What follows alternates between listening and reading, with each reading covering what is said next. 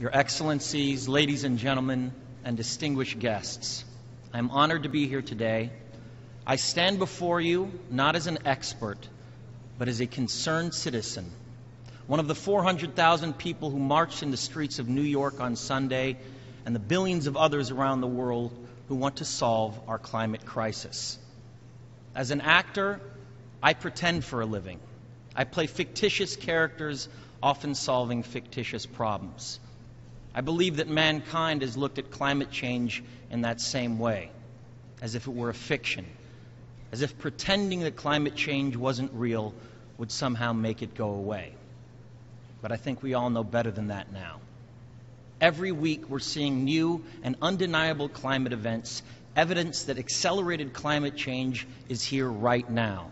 Droughts are intensifying, our oceans are acidifying, with methane plumes rising up from the ocean floor. We are seeing extreme weather events and the West Antarctic and Greenland ice sheets melting at unprecedented rates, decades ahead of scientific projections. None of this is rhetoric, and none of it is hysteria.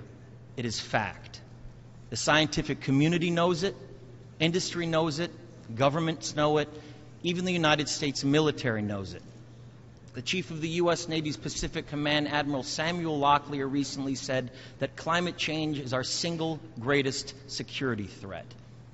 My friends, this body, perhaps more than any other gathering in human history, now faces this difficult but achievable task.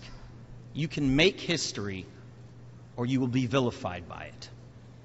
To be clear, this is not about just telling people to change their light bulbs or to buy a hybrid car. This disaster has grown beyond the choices that individuals make. This is now about our industries and our governments around the world taking decisive, large-scale action. Now must be our moment for action. We need to put a price tag on carbon emissions and eliminate government subsidies for oil, coal, and gas companies.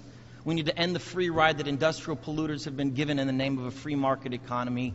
They do not deserve our tax dollars. They deserve our scrutiny, for the economy itself will die if our ecosystems collapse.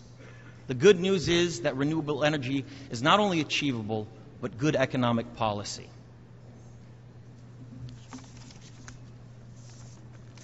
This is not a partisan debate. It is a human one. Clean air and a livable climate are inalienable human rights.